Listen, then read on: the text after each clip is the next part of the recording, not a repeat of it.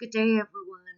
My name is Hala Mirmiri, and I am a third year PhD student in Women, Gender, and Sexuality Studies at the University of Toronto.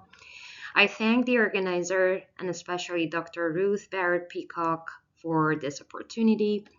My presentation, as you can see, is titled Curating Heavy Past, Affective Childhood Memory and Future Nostalgia Among Iranian Women.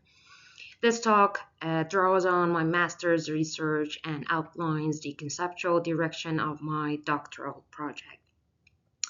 I begin with this primary question, why heavy pasts and why now? At this moment, honestly speaking, this presentation falls out of scope given the ongoing political unrest and mass violence in Iran, where state forces have killed thousands of people, including many children, over the course of the past month. Since December 28, 2025, demonstrations triggered by economic collapse have spread nationwide, becoming the largest protests since 2009. During these protests, many children have been arrested and killed by the Islamic Republic's security forces. Such a violence actually is not unprecedented. Following, for example, the Women Life Freedom Movement, Amnesty International reported that at least 34 identified child victims were shot with live ammunition to vital organs.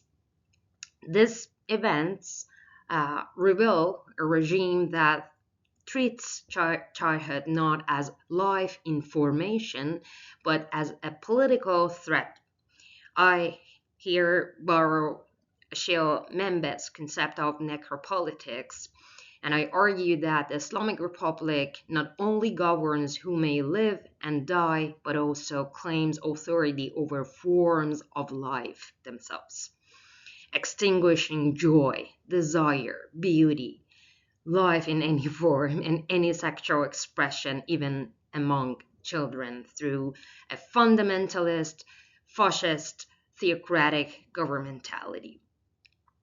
We, as diasporic women, thankfully, of the 1980s generation, survived, yet our childhoods, as sites of joy and vitality, were taken through the policing of different forms of lives, including any trivial sexual expression.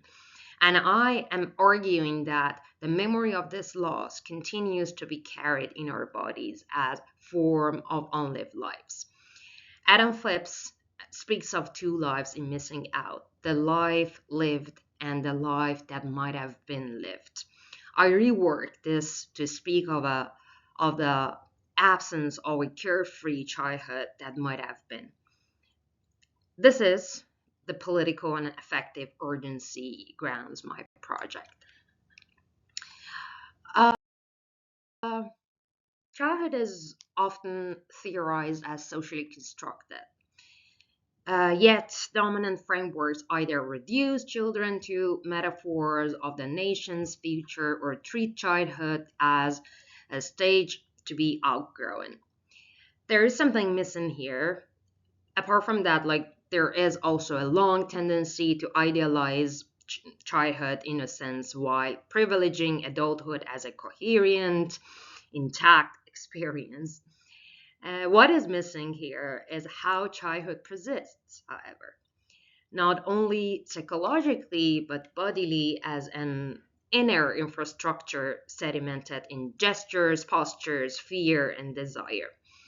Feminist theory, on the other hand, reframes childhood as embodied and affective experience. Childhood memories to them remain imbricated in adult becoming and offer a critical lens on social histories and possible futures.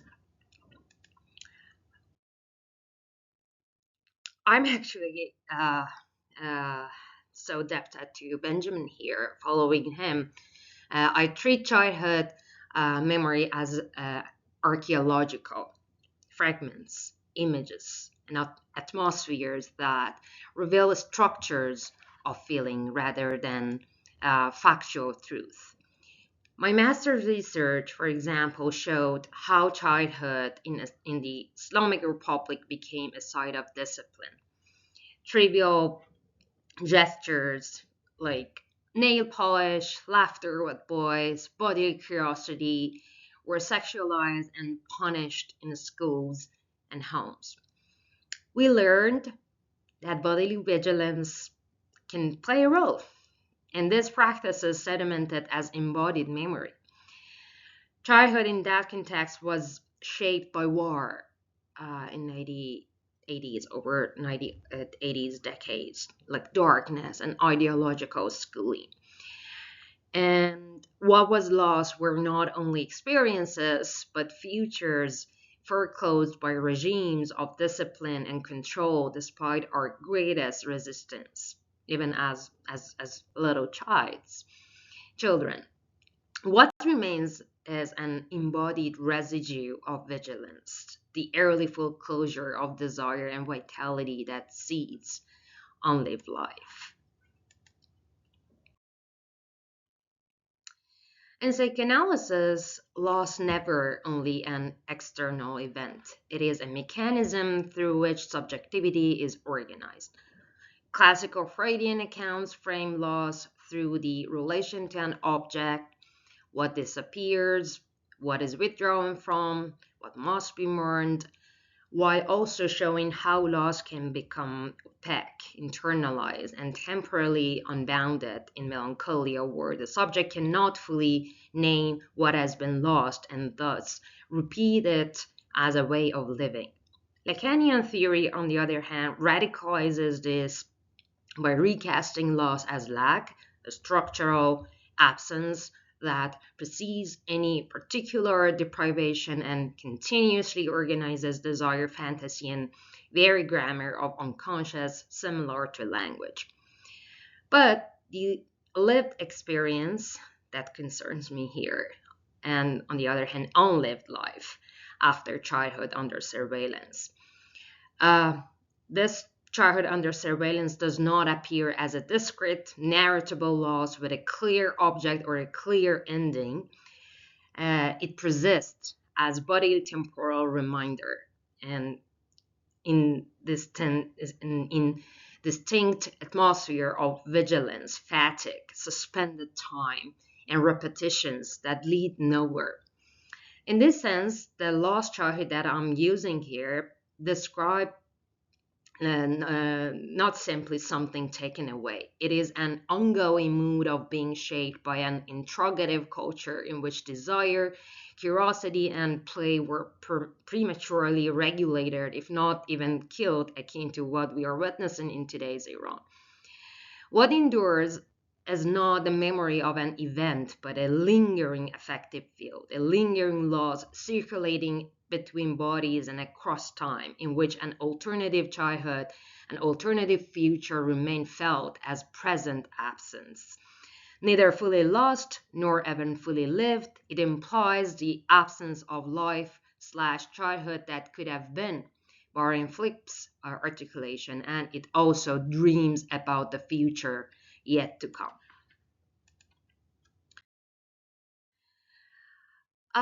I'm using like a feminist methodology here, collective memory work, following Frigga Haag and her colleagues. Uh, this section examines how childhood sexual regulation under the Islamic Republic persists as an embodied forms of lingering loss among diasporic Iranian women. This is a part of my master's degree, treating childhood memory as an archaeological site rather than individual psychological possession. Collective memory work approaches memory as a socially produced, politically structured, and corporally sedimented. Working collaboratively with two diasporic Iranian women in Canada, we wrote third person memory scenes centered on minor everyday moments of every early sexual experience, gestures, postures, affects, and bodily self surveillance through which power becomes internalized.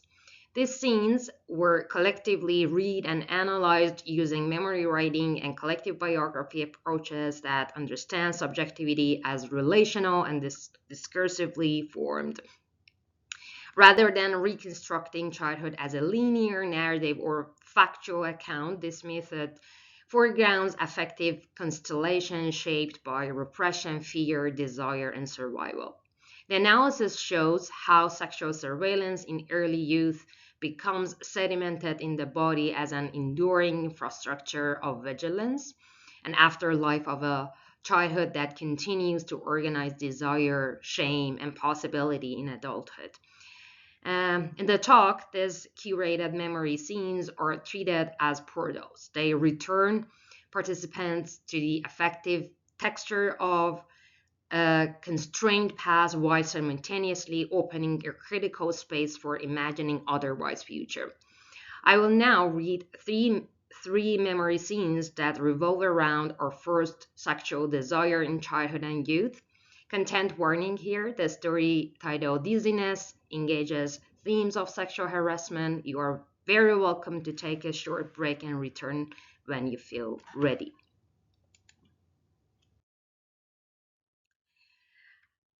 Memory scene 1: Unsatisfied desire. The ground was wet, and the red, orange, and yellow foliage adorned the street.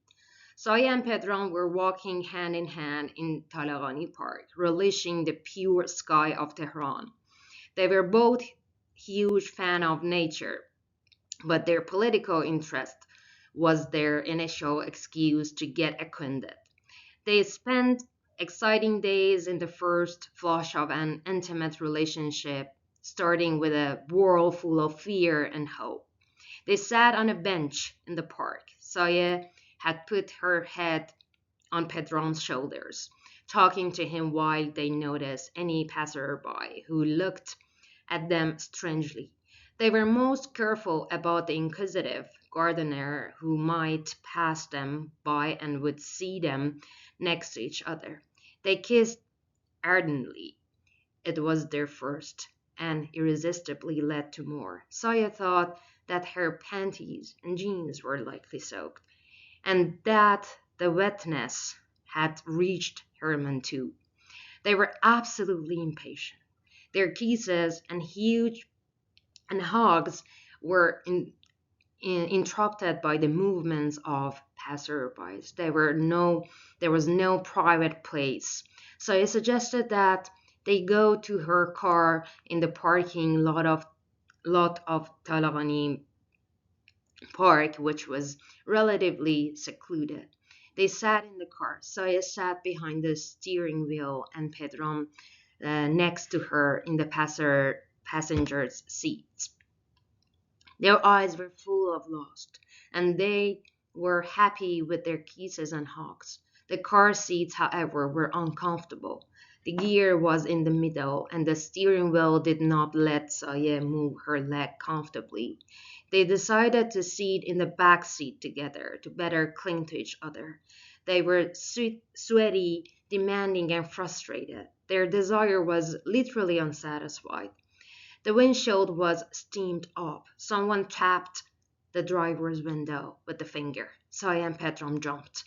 The police asked repetitive question. چه نسبتی با هم دارید? What is your relation status? And خجالت نمیکشید? Weren't you embarrassed? Confused and frightened, they got out of the car to talk to the officer. They replied, it was cold outside. We were sitting in the car. We were doing nothing, for God's sake. Our families are friends. Yes, our families knows. Our families knows we are out of together. It was as if they had been lucky that the officer had not seen anything.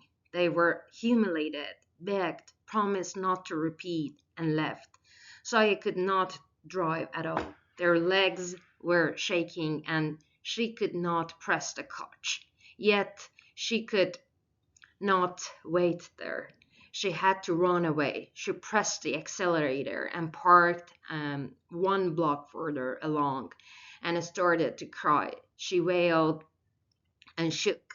It was as if that sexual pressure and inflammation, coupled with fear and repression, could not fit in her body. She burst out crying again. Pedram did not feel any better. She suspended. She was aroused, frightened, and humiliated. They went home with a set of half baked and failed feelings. The filthy state of that day was never forgotten. She was not heard from Pedram since then.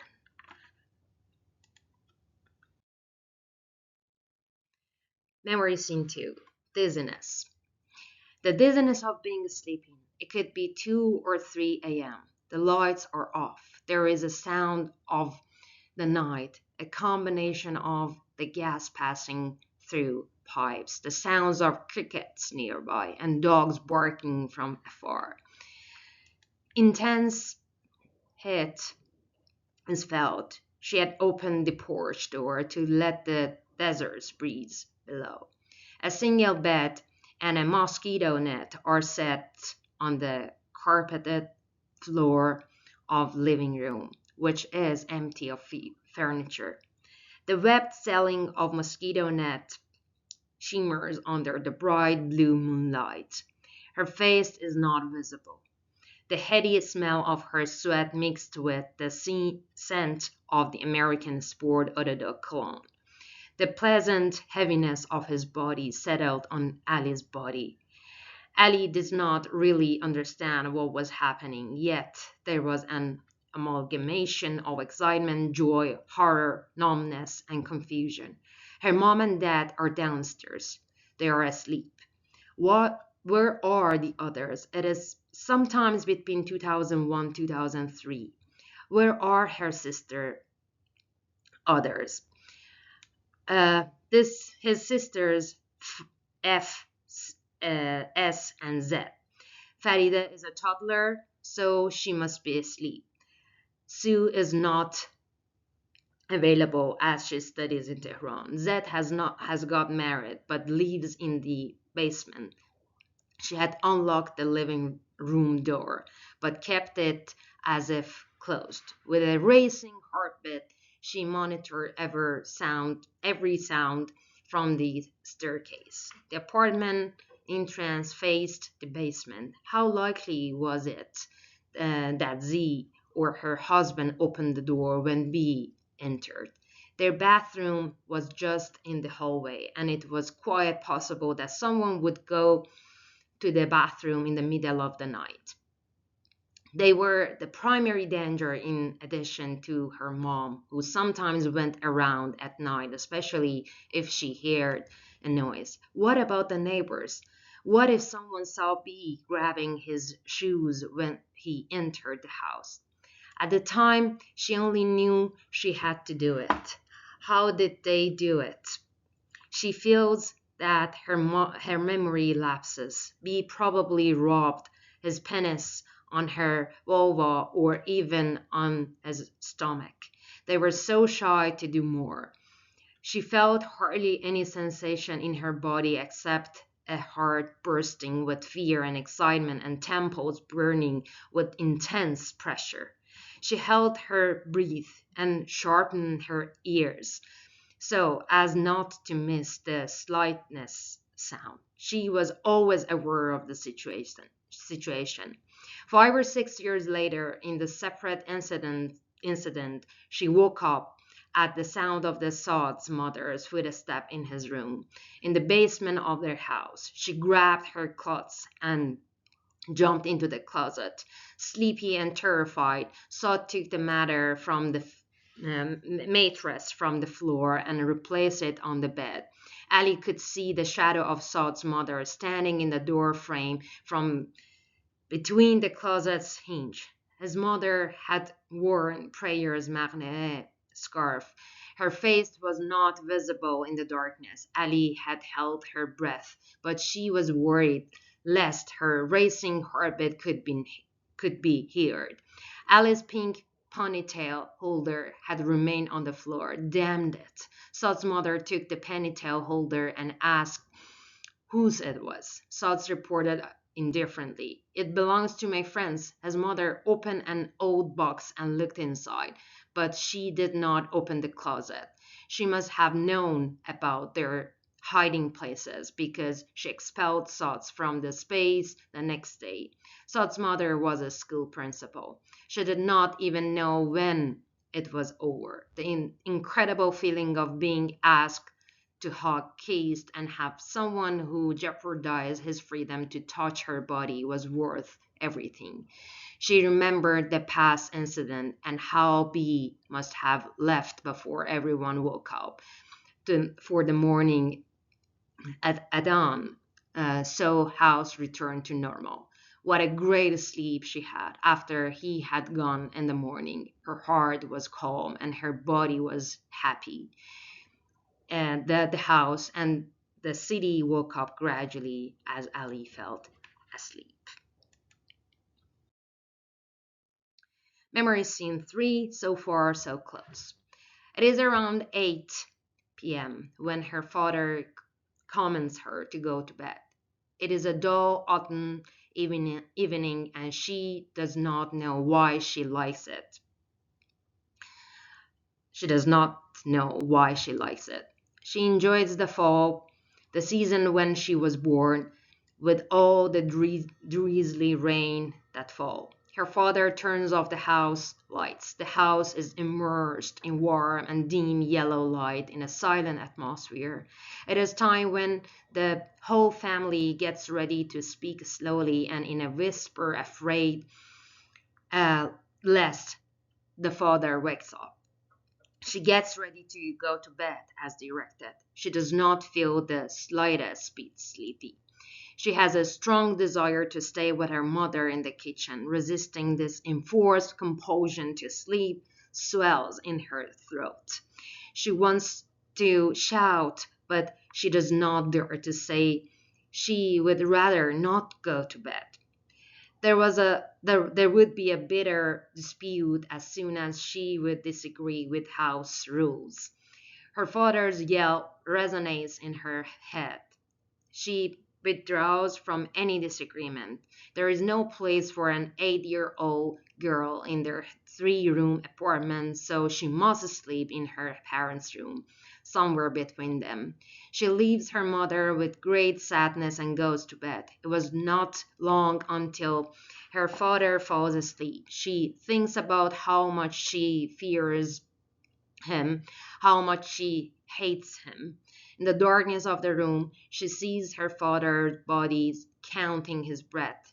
She tosses and turns. She cannot sleep. She finches under the blanket, clinging to the ground. She does not know why she relishes this feeling. She lies back down and her vagina is hitting the ground. She loves this hitting. Something is shaking in her body. She pushes her vagina harder while she worries lest her father wakes up. She, she breathes heavily and quietly. She does not know why, but knows that no one, and above all, her father, should hear her breathing. She does not know the reason for this concealment, yet she does and enjoy it. She exhales a sheer volume of breathing into her pillow, which makes the pillow warm and cozy. Her father's body moves next to her. She has reached climax. She fastens around the bed sheets as well as her pillow, still exhaling heavily. Her father's moves again. She is scared. She is like a dead body. Her father tosses and turns. She still seems to be dead. She can see her father's face now. Her open eyes are not visible in the darkness, and even if they are visible, how great is that? Her father is unable to see them. She waits for the fathers to fall asleep again. She has learned the rules. She prepares herself. She moves on the floor, going up and down, and enjoying it. She hears her breath. She reaches climax. Her father snores. The breath is trapped in her chest and hits the pillow hard. She lets her body relax and soothe it. She hits the warm pillow and feels a deep sleep fill her eyes. So here is the question. Sorry if it took time. So here is the question. How would this otherwise future be curated um, and created? I would like to tap into Svetlana Boym's definition of reflective nostalgia. Svetlana Boyams defines nostalgia not as a simple longing for the past, but as a complex relationship to time shaped by rupture, displacement, and historical discontinuity. She famously distinguishes between normative nostalgia and retroactive nostalgia, which seeks to rebuild a lost home and treats the past as truth to be recovered. And reflective nostalgia, which dwells on ambivalences of human longing and belonging and refuses closure. Reflective nostalgia does not aim to restore what was lost. Instead, it lingers in fragments, ruins, and temporal gaps, attending to the affective texture of memory rather than its factual coherence. Crucially, Boehm argues that reflective nostalgia is future oriented, precisely because it does not attempt to overcome loss. By sustaining longing, irony, and incompletion, it opens a critical relation to both past and future, resisting nationalist myth-making and authoritarian temporalities. This understanding allows nostalgia to function not as political fantasy, but as a mood of ethical and imaginative engagement with time, one that acknowledges loss while uh, mm, preserving the capacity to dream otherwise future. In this sense, reflective nostalgia provides a crucial framework for thinking about childhood memories that persist as affective residue in adulthood. Memories that cannot be restored yet continue to animate desire, critic, and futurity through their very incompleteness. So, across these memory scenes, as we saw, sexuality does not appear as private awakening, but as an affective event produced under a condition of surveillance, exposure, and interruption. Desire initially emerged as vivid, sensuous, and relational, entangled with nature, intimacy, curiosity, and body vitality. Yet, it quickly displaced by fear, shame, and bodily disorientation. What this story share is not simply repression, but the conversion of desire into a side of danger, the presence of watchful others, passersby, family members, neighbors, police, even imagined authorities, produces an interrogative atmosphere in which the body learns to anticipate punishment before it occurs. Affective states such as dizziness, agitation, numbness, and hypervigilance register how sexual experience become lodged in the body as a fragmented and displays sensation. Bodies splits contemporalizes monitor themselves and internalize surveillance producing subjects who are simultaneously knowing and unknowing, desiring and fearful.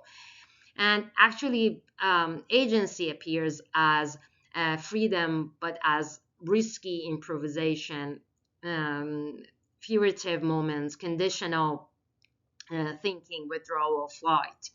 Pleasure in these scenes is momentarily and often immediately overridden by criminalization, humiliation, or self erasure. These scenes demonstrate how early sexual encounter as a form of life under authoritarian and familial regulation sediment as lingering loss. Not the loss of a single event, but the foreclosure of ease, privacy, and continuity. Desire does not disappears. It survives as an embodied residue carried in postures, breath, hesitation, and memory, haunting adulthood as unlived life. Yet within this heaviness, the scene also functions as curated portals. By returning to affective texture of constrained childhood, the exposure, how power entered the body, and precisely through this exposure, open a narrow space for reimagining agency, desire, and futurity otherwise. All of us shared something in common. Although much was taken from us, and childhood and youth, we still have ourselves, women who once risked our lives and continue to resist. What was foreclosed was not desire itself, but the condition for the invention of the other forms of life.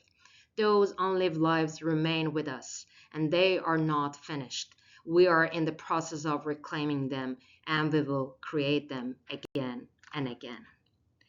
Thank you so much for your attention and listening to my long presentation.